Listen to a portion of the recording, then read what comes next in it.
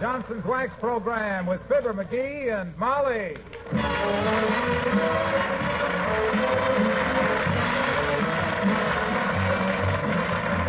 The makers of Johnson's Wax and Johnson's Self-Polishing Glow Coat present Fibber McGee and Molly with Bill Thompson, Gail Gordon, Arthur Q. Bryan, Dick LeGrand, Elvie Allman, and me, Harlow Wilcox.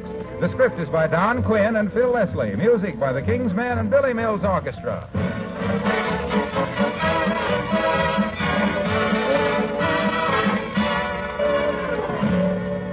Fibber and Molly join us in a moment. Here's cheering news. Next time you wax your floors and linoleum, you'll know you won't have to do that job soon again if you use the self-polishing floor wax that lasts up to 4 times longer. Because Johnson's Glow Coat is now water repellent. That's right. Glow Coat is now positively water repellent. And because it's water repellent, it lasts up to 4 times longer. Glow Coat doesn't disappear when water is spilled or tracked on it. And you don't wipe up the wax when you wipe up the water. You can even damp mop a Glow Coat protected surface repeatedly without killing its shine. You get far more for your money in Glow Coat. It lasts up to 4 times longer because it's positively water repellent. Tomorrow, give your floors this beauty and long-lasting protection only Glow Coat gives. Get Johnson's water repellent Glow Coat. No change in the package, remember, but there's a wonderful difference inside.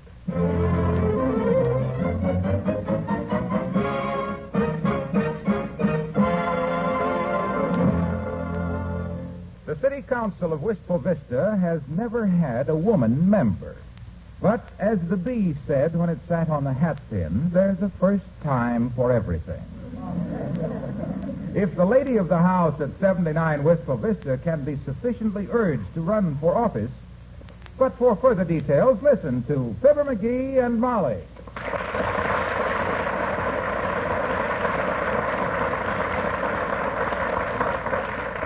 Well, I don't know what to say, Mrs. Clammer. Let's go over this thing again, slow, Clammy. I didn't get it either. I guess I'm kind of dull today. Today? You're out. What's the matter, Mrs. Clammer? Oh, I bit my tongue. And just in time, too. Now, here's the situation, Mr. McGee. Now, take it slow, in syllables of one word. As you know, there is an interim vacancy in the city council. And we women of the Wistful Vista Women's Club would like to have Mrs. McGee fill the office. Me? Oh, heavenly days, Mrs. Clammer. All I know about politics is that if you kiss too many babies, one of them is liable to hold you to it. Look at Vice President Barkley. Personally, Tootsie. Yes, Mr. McGee? I was speaking to my wife, Clammy. Since when did I start calling our neighbor women Tootsie? Well, it would be only fair play, Mr. McGee. You should hear what the neighbors call you. Gee, thanks. That's nice to know, Clammy. Well, Molly, you better do it. Get on that city council. Think of the good you could do. Like getting me an honorary police badge so I could tell them... No, just a minute, dearie. I don't know about this. After all, Mrs. Clammer, I'm just a housewife. Of course you are, dear. The finest training in the world for a political office. How long have you two been married? Well, now, let me see. When were the Lincoln-Douglas debates? Oh, it wasn't that long ago, kiddo. My gosh. Well, it doesn't really matter. What I mean is that for years and years, as a private party, you've been arguing with the utility companies. Give us more water pressure. Why is my gas bill so high? What do you mean I have to take a 6-party telephone? And all that sort of thing. Oh. Now you can do it as a city official. Oh, boy, am I going to have fun. Dear sir, as the husband of Councilwoman McGee, I hereby give you just 3 days to remove that fire plug at 14th and Oak, which for 12 years I've been getting tickets for parking in front of it, and if you don't... Now, hold it. Look, Mrs. Clammer, I don't like to sound mercenary, and I know that being in the city council is mostly honorary, and money isn't everything. And I've heard of a lot of $1-a-year men who would have been expensive at 35 cents. But what's the salary? That's a good question. Strange, I didn't think of that. Well, as you say, Mrs. McGee, it is mostly honorary, but there is a salary of $50 a month to take care of expenses. Grab it, Snooky, grab it. Get on that council and then vote yourself a raise. I'll go around with petitions McGee. That's not a very nice Oh, way. not right away, of course. Get yourself in solid first. Kid 'em along with a lot of phony economies for a while. You know, like shorter benches in the parks. Smaller animals in the city zoo. Stuff like that. Then when they ain't looking, sneak in a resolution. No. Well, gee whiz, I was merely... How about it, Mrs. McGee? Oh, you could do so much good, you know, and we need a woman's viewpoint in the council. Please say yes. Well, Come on, baby. I always wanted to be married to a politician. Why, in a few years from now, I can even write a book. Inside Wistful Vista. Or, she had what it took and she took what they had. Sweetheart, will you get it into your bright-eyed little head that if I do get to be a councilwoman, I'll be an honest one? Of course you will, Mrs. McGee. Mr. McGee, you're very cynical. Yes, I guess I am that, Clammy. Maybe ignorant, too. You take the displaced persons bill, for instance. Till last month, I thought DP meant Drew Pearson. So if Molly decides... I'll tell you what, Mrs. Clammer. You tell the ladies I'm considering the matter seriously. Oh, splendid, Mrs. McGee, splendid. I'll go inform the Women's Club immediately. Thank you so much. Oh, not at all, Clammy. You may quote us as saying that we are for improved city government and intend to fight corruption in the city. McGee, I'll make my own speeches, if you please. You betcha, kiddo. You make 'em and I'll write 'em. I always say... Well, I must be going, Mrs. McGee. Thank you so much, and I know this is a wonderful day for Wistful Vista. Well, thank you, Mrs. Clammer. I'll do my best. Let me open the door for you. Hello, folks. Oh! Hello. Hey, who are you pointing your finger at, Wimp? Oh, excuse me. I was pointing it at the doorbell, Mr. McGee, but Mrs. McGee opened it before I had a chance to. Oh, I'm sorry, Mrs. Clammer, but do you know Mr. Wallace Wimple? Our neighbor, Mrs. Clammer, Mr. Wimple. How do you do, Mrs. Clammer? Oh, we've met before, Mr. Wimple, the day you recited some of your poetry to our women's club. Oh, it was simply wonderful. I just love that little poem of yours about the woodpecker. I don't believe I ever heard that one, Wimp. What was it, Mr. Wimple? Oh, it was just a simple little thing. It was from a book of poetry I wrote once called Verses Simple by Wallace Wimple. Do recite it for them, Mr. Wimple. Do, please do. Oh, he don't have to if you don't want to, Clammy. Don't. The woodpecker. A red-headed bird named Gregory was sitting one day in an old dead tree, and his wife on their nest not far away was waiting for him and the end of day when Greg would come home with a bunch of bugs to feed their 4 little red-headed mugs. But she saw him loafing and blew her top and screamed, "This laziness has to stop. Now get to work or I'll wring your neck. So peck, my Gregory. Gregory, peck."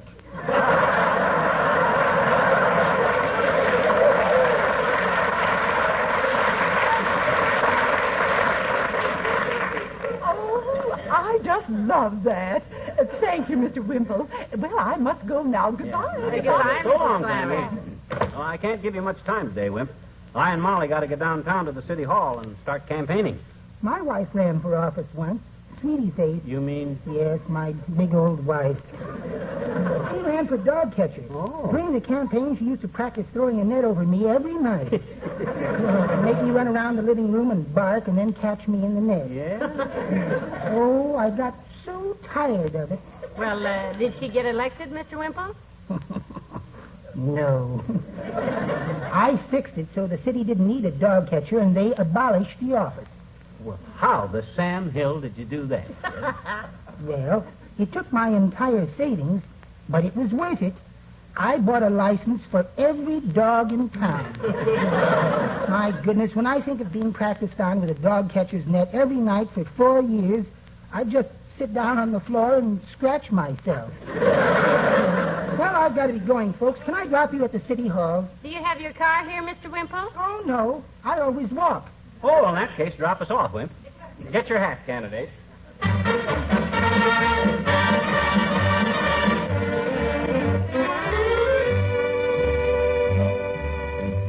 Well, what do you think, Mr. Mayor? Is there any way I can gracefully withdraw? What do you mean withdraw, Molly? You told Mrs. Clammer you... I told her I'd consider it seriously, dearie. I couldn't think of a good excuse not to run, so I was stalling for time. Well, Molly, I think you'd make a very good council member. Me too, Latriv. My gosh, with the advice I could give her... McGee. Huh? In the many years I've held the office of mayor in Wistful Vista, you have given me a great deal of advice also. And I keep getting reelected and reelected. Oh, well, shucks, it's nothing that any red-blooded... Because I ignored your advice. Now, be quiet a minute. Well, the only reason I was giving you such bum advice, boy, was because I thought your phone might have been tapped. Therefore, as I... Will you please be still a minute? Okay, but better men than you have ignored my advice, Latriv. When Tom Dewey ran the second time, I sent him a telegram. McGee. Okay, I'll just sit here and take notes. There's something else I wish you'd take, but it would need a doctor's prescription and require a post-mortem. Now then, Molly, I do wish you'd let us file your name. There isn't much time, you know. The election is in the morning, 10 o'clock. Council chamber. Oh, I don't know, Mr. Mayor. I don't really want to do it, but... May I say a word? No. How about it, Molly? I can whip the other council members into line if you say the word. As Molly's campaign manager, I think our best strategy would be... Hush, dearie. Okay. You realize, Mr. Mayor, I'm just a simple housewife. Excuse me. Hello? Yes, this is my honor. I mean, I am his mayor. My mayor. This is Mayor Latrivia speaking. Yes? Yes, certainly. I'll cut the ribbon over the new 14th Street Bridge Wednesday at 11. Not at all. Goodbye. Cut the ribbon over the new bridge. My gosh, that bridge was dedicated last July. I know, but it's a very ugly bridge, and I've been ribbing the contractors about it ever since. They want me to cut the ribbon.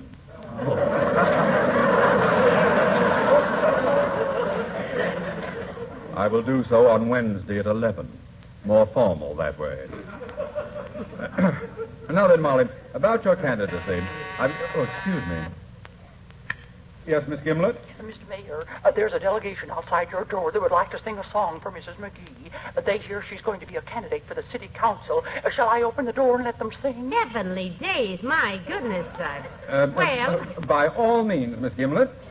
Now, don't spill it, kiddo. Don't spill it. But this is my doing. I arranged this demonstration. Cost me $22. And that's $2 over the Wistful Vista scale, but I paid it. Okay. All right, boys. For our favorite candidate, Mrs. Molly McGee.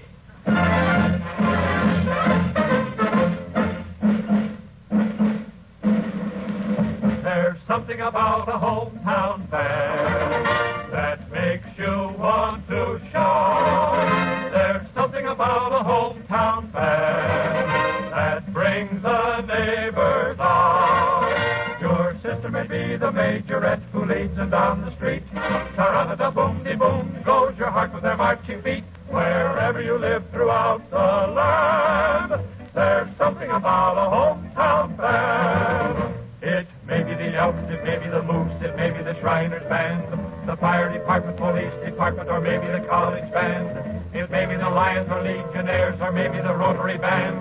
Whoever they are, they're on their way. Come on, let's give them a hand.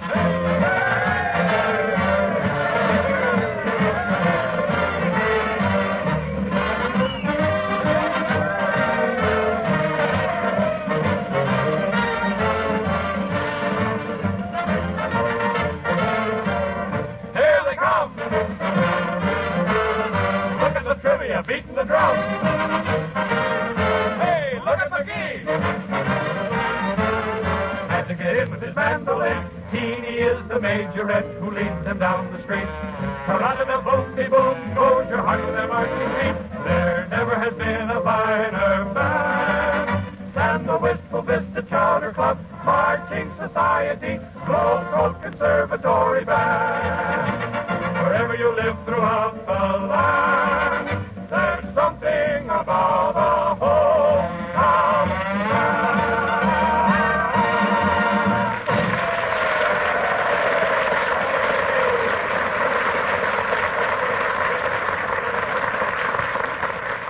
Thank you, everybody. Thank you. That was wonderful. And may I take this opportunity on behalf of my wife to say a few words? We feel that Wistful Vista... Miss Gimlet. That's a pretty rude way to treat a candidate's manager. By George, if I was... we won't take up any more of your time, Mr. Mayor. Thank you, and I suppose I'll have to run now. But if I can think of a graceful way to get out of it... Don't tip over the banana wagon, kiddo. Well, so long, Latrivia. Good day, McGee. Good day, Molly, and good luck. Thank you, Your Honor. Look, you gotta run. Think what it means to me. Why, with you on the council, I can ride on the squad cars. Play pinochle at the firehouse. And Hyatt Jr. Oh, hello, Mr. Wilcox. Hello, pal. Hello, Molly. Say, I just heard the good news. Thank you, Junior. I think I'll do a good job. Doing what? I'm going to manage her campaign. Wasn't that the good news you meant? No, I meant the good news that she was running for the city council. Well, I'm not so sure, Mr. Wilcox. Besides, there can't be much of a campaign with the council election tomorrow morning. You'd be surprised, baby. The telephone campaign I can put on by telephone tonight with what I know about some of them council members. Wait a minute, pal. You're off to a great start getting her elected on a blackmail basis. That ain't blackmail, Junie. I'm merely utilizing certain facts and information which have come to my attention in order that my candidate, who stands for clean government and government by the people, of the people, and for the people, with justice and cheap transportation for all. Hey, for goodness sake, will you come off it? Okay, but I wish there'd been a photographer here just then. You notice that gesture I done when I said cheap transportation for all? Kind of like I was embracing the whole population. Will you pipe down a minute, pal? Certainly. I'll let my candidate speak for herself. Well, I think that Tell him how you're going to work for that new playground. Tell him how you're going to get a new clubhouse for the elk. Be quiet. Okay. It's 2-1. Majority rule. The democratic way. Now then, Molly. Just what? Be quiet, pal. I didn't say anything. Well, you were opening your mouth. Well, I'm wiggling my toes, too, but that don't mean I'm going to kick somebody. By somebody, I don't mean you, Molly. You're sweet. Now, Molly, just what is your platform? Oh, I don't know, Mr. Wilcox.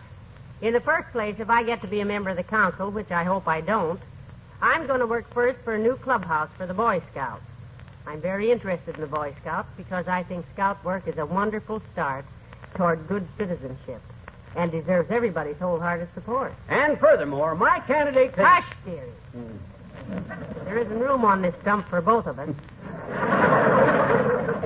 You know, this week, Mr. Wilcox marks the 40th anniversary of the Boy Scouts. And I think it's a fitting time for Wistful Vista and every city to encourage their activities. That's a fine statement for the press. I'll call the Gazette. Oh, cut it out, Gabby. And after you do the Boy Scouts a good turn, Molly, what then? Well, seeing as I'm merely a housewife... What do you mean, merely? Gee whiz, housewives are pretty important people. The homemakers of the nation. The family builders. The glow coat buyers. Let's face it. Yes, the glow coat buyers. Don't sell that short, pal. I'm hip. It's the housewives who buy the Johnson's water-repellent glow coat. And it's the glow coat that keeps the home clean and sanitary and easy to keep bright and cheerful looking. It's the council... Exactly. If those housewives will take the counsel of an old wax salesman who is selling the new Johnson's water-repellent glow coat now on their dealer's shelves in the familiar Johnson container... And all glow coat now being sold is water repellent. How the city hall officials permit this yelling around in the corridors, I'll never understand. When my wife gets on the city council by Molly, I'll talk to you later about this. I can't get a word in edgewise with your campaign manager standing around. Good luck tomorrow. And with him, you'll need it. Goodbye, Mr. Wilcox. So long, Lexi. So... With me as your manager, you'll need a lot of luck, will you? By George, I'll get even with that guy. When you get on that city council, Molly, if you don't... Oh, good afternoon, Judge. Good day, sir. Who was that? Judge Morton. Traffic court. Old friend of mine. Pay all my traffic tickets to him.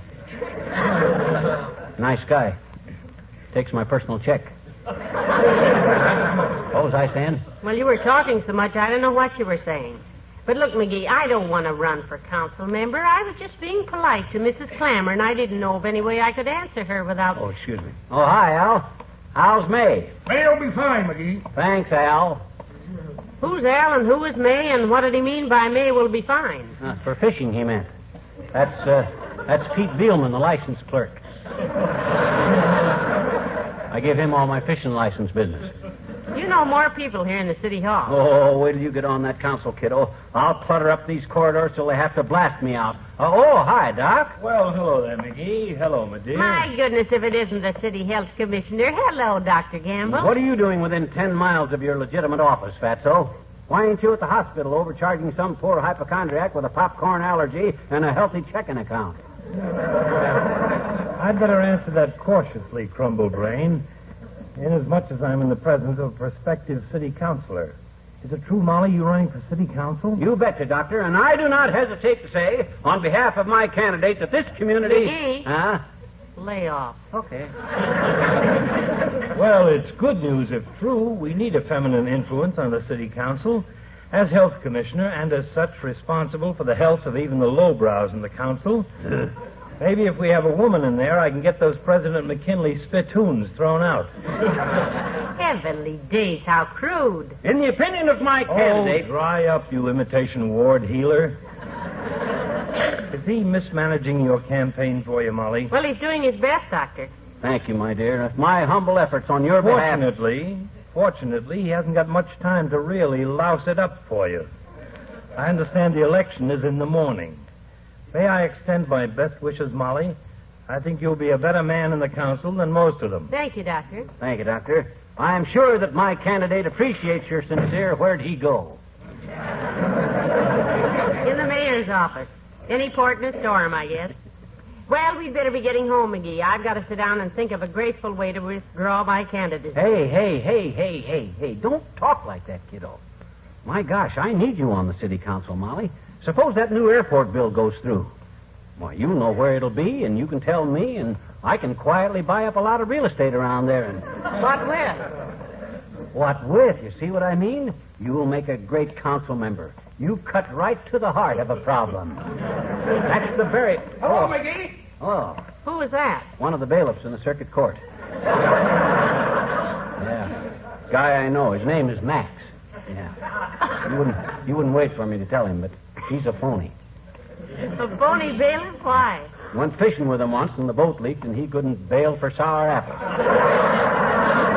Water come in the boat faster than it went out. Wait a minute, McGee. Oh, there's Ole from the Elks Club. Yoo-hoo. Hello, Ole. Oh, hi, Ole. Well, hello there, McGee. Hello, Mrs. Hey, what's this they tell me about you running for council chamber? Well, I'm not sure, Ole. My name has been filed, but I don't I'm know. handling her campaign, Ole. And as my candidate, she'll naturally have the advantage of any... That's your candidate, McGee.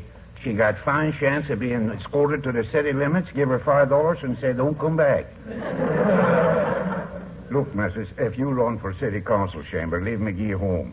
I don't forget the time he managed his campaign for a fella for grand exhausted ruler at the Elks Club. Oh, shucks, that was merely a... Quiet, McGee. What happened, Ole? Well, I don't know, Mrs. All I know is after voting was over, McGee's candidate tries to kill McGee with billiard cue. He was just kidding. He only lost by 27 votes. Out of how many cast? 31. Rainy night. Didn't have all the members there. Didn't rain till afterwards, McGee. Looked like it would, though, and besides, I don't... Never mind, dearie. Nobody will be happier than I will if you can manage me into losing. However, if I am elected, I'll do my best to be a good council member. Sure you will, Mrs. And that I got to go see the man at the license bureau now. And once again, somebody tears the cloth on the pool table at the Elks Club. I did? I mean, they did? Well, what has that to do with the license bureau, Ole? Well, I want to see if they sell me a hunting license, Mrs. 'Cause next time that pool table gets tore, I'm going to shoot me an elk.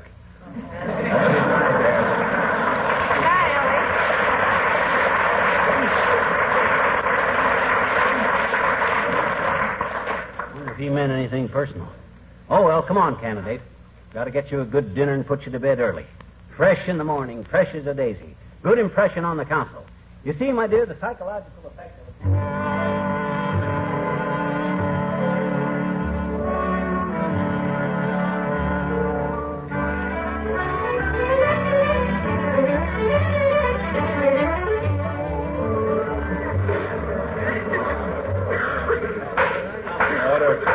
Order in the council, please. Order. Order. The next order of business is the election of a council member to fill the vacancy created by Alderman Franesy, who is leaving for parts unknown with unknown parts of the city treasury. Of the two candidates whose names are on file for this office, we shall ask for a few words from Mrs. Molly McGee of 79 Wistful Vista. If you please, Mrs. McGee.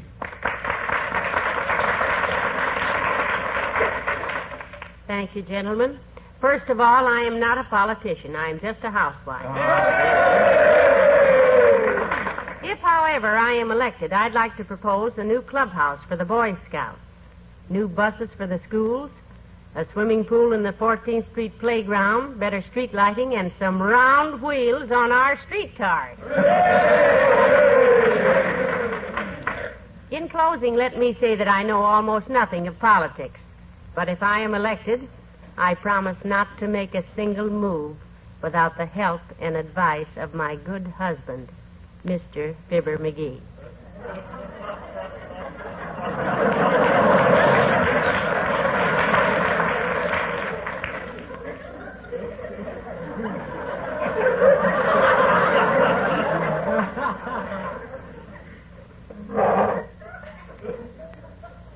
The chair recognizes Alderman Crotney.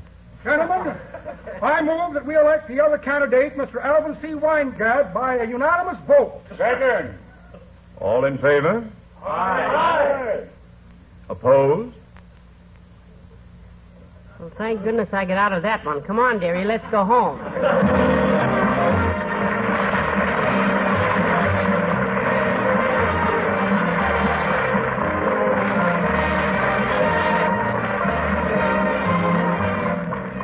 Fibber and Molly return in a moment. Most women I know have always regarded Johnson's Glow Coat as the very best self-polishing floor wax. But now they are saying it's a far better wax than ever before.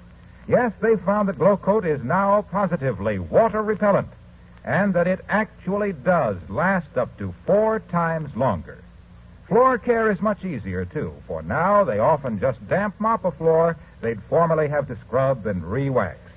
And if water is spilled or mud or snow tracked in, presto, just a swish of a cloth whisks it off that shining Glow Coat surface. You'll save work and money, too, if you take a tip from these women who know. Use Johnson's water-repellent Glow Coat on your floors and linoleum. Get it at your dealers tomorrow.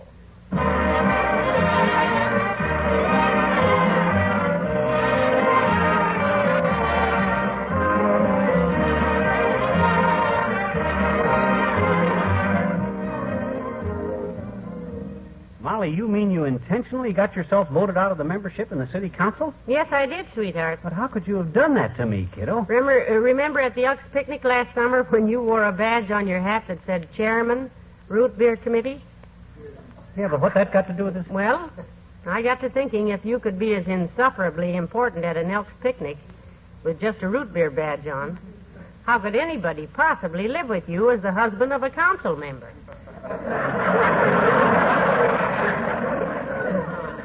My gosh, I never thought of that. Ooh, boy, would I be hateful. Good night, all.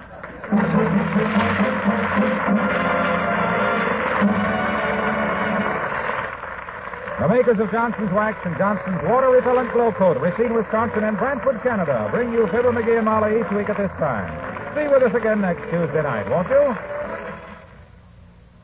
Here's the sensational new laundry finish that makes ordinary starching old-fashioned. Here's Brisk, B-R-I-S-K, made by the makers of Johnson's Waxes. Brisk is not just a starch, but a miracle starching mix that contains a marvelous new ingredient, fabric wax. It's better than starch in 4 wonderful ways. It restores the body and texture clothes had when new, gives that crisp look without that scratchy feel, keeps clothes 8 o'clock fresh all day long, cuts 15 minutes from every ironing hour on Brisk finished garments. Easy to use, no cooking, no boiling. Tomorrow, get Brisk, B-R-I-S-K, at your dealers. It's the only laundry finish that contains miracle fabric wax.